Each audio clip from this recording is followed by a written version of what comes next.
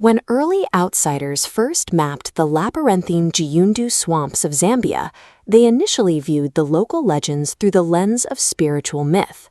But the indigenous tribes navigating these waters were issuing a highly specific biological warning. In the local Kaonde dialect, they called it the Kongamato, which translates literally to the breaker of boats.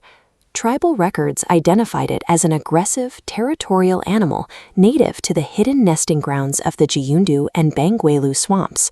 The descriptions were consistently physical.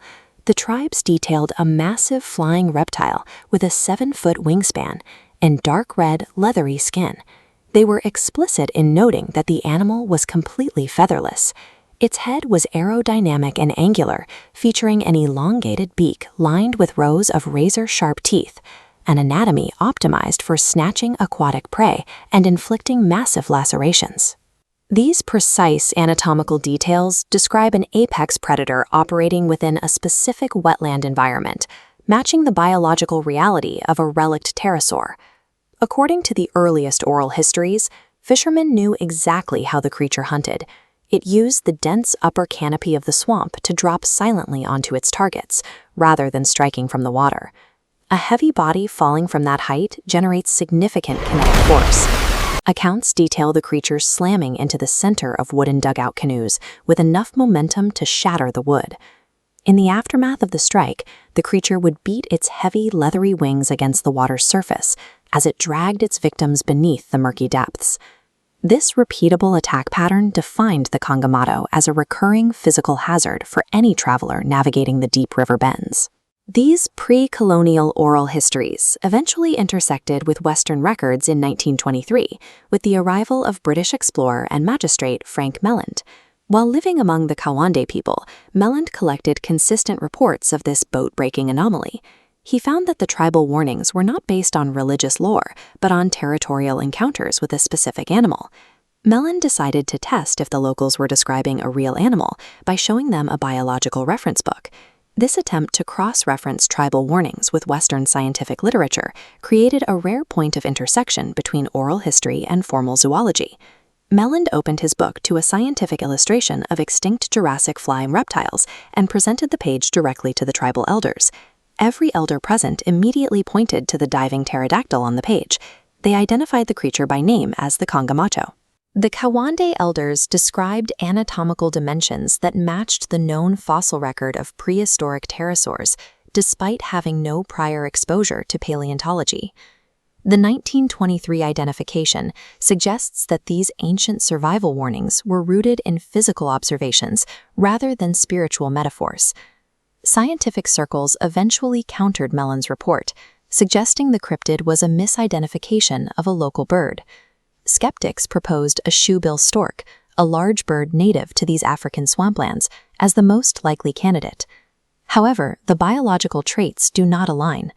The stork is defined by gray feathers and a blunt beak, while the Kaonde accounts specifically detail red, leathery skin and jaws filled with razor-sharp teeth.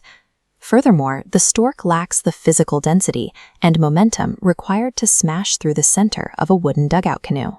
Today, wildlife biologists are replacing colonial diaries with drone surveillance teams to map the deepest sections of the Zambian wetlands.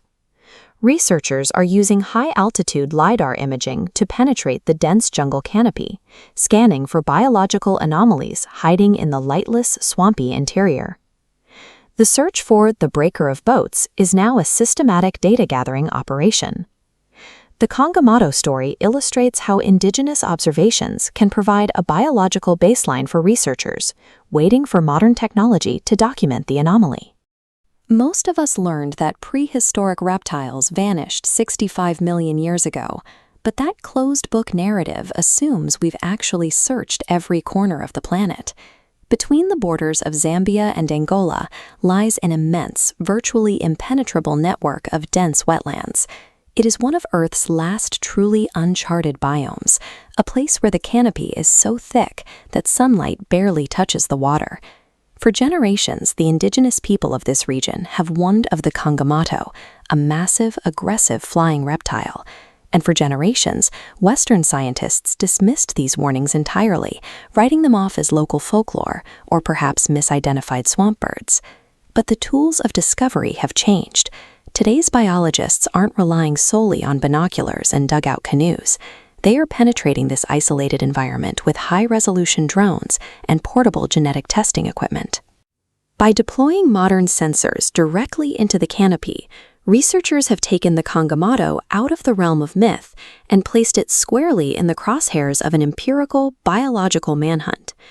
To understand how we got here, we have to rewind to the 1950s, when the first pieces of credible analog evidence forced people to take notice. In 1956, an engineer named J.P.F. Brown was driving near Lake Bangweulu in Zambia. Brown reported seeing two massive creatures flying silently overhead against the setting sun. He documented highly specific details, noting leathery wings spanning over 3 feet across, long, stiff tails, and elongated snouts filled with teeth. The situation escalated from a mere observation to a medical emergency the very next year. In 1957, a terrified local man arrived at the Fort Rosebery Hospital, suffering from a severe, massive puncture wound to his chest. This medical observation record shows what happened when the attending physician asked the man to draw his attacker. The patient, who had zero formal education or knowledge of paleontology, sketched an accurate depiction of a pterosaur onto the medical paper. The medical staff were deeply disturbed. The anatomical structure perfectly matched prehistoric taxonomy, right down to the elongated fourth finger supporting the wing membrane.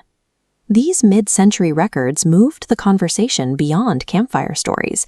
They suggested a physical presence in the swamps capable of inflicting documented biological trauma. Moving into the modern era of commercial aviation, the sightings gain a verifiable layer of physics.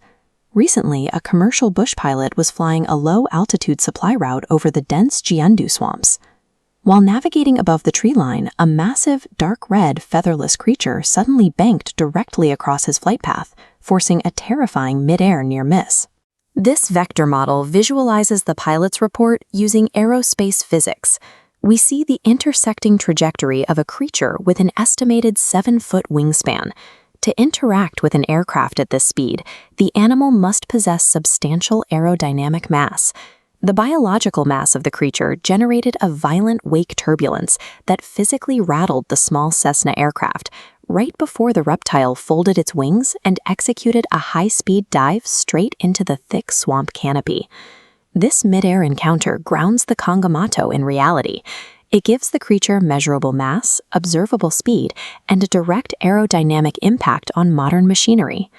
In April 2026, a drone surveillance team mapped a highly inaccessible sector of the Zambian wetlands using LiDAR, a laser-based scanning technology that sees right through the dense jungle canopy. This thermal imaging capture reveals what their 4K sensors found in the dark. High in a dead baobab tree, they recorded a massive endothermic heat signature. The crosshairs and temperature readings lock onto the profile of a 7-foot-wide winged reptile with an elongated skull, just as it launches itself into the night air. But the most compelling evidence wasn't visual. The team managed to recover an environmental DNA, or eDNA, water sample directly from the swamp beneath that very roost. eDNA allows scientists to sequence the stray genetic material left behind by an animal in its natural environment. The genetic sequencing returned a stunning result. The biological material in the water matched no known bird or bat species on Earth. Instead, the sequence points to an unclassified reptilian lineage. The convergence of high-contrast thermal signatures and unclassified genetic sequences leaves a massive hole in the modern biological record, one that aligns perfectly with the accounts gathered over the last 70 years. This fossilized skeleton represents the prehistoric taxonomy we thought was lost entirely. Yet, the compounding evidence, from hospital records to aircraft near misses and eDNA sequences, outlines a living, relict keystone species that has survived extinction. The survival of this apex predator is only possible because of the extreme isolation of the African wetlands, a vast region that has acted as a biological time capsule for millions of years. Now, that isolation is ending. As conservation science and modern development push deeper into the biome, this delicate habitat faces intense pressure from the outside world. Conservation efforts here extend to the absolute fringes of our planet's biological history, where the preservation of a single ecosystem might safeguard a lineage thought lost to time. The deep wilderness still holds secrets. We have a responsibility to respect and protect these environments before the last surviving primordial wonders of our world are erased forever.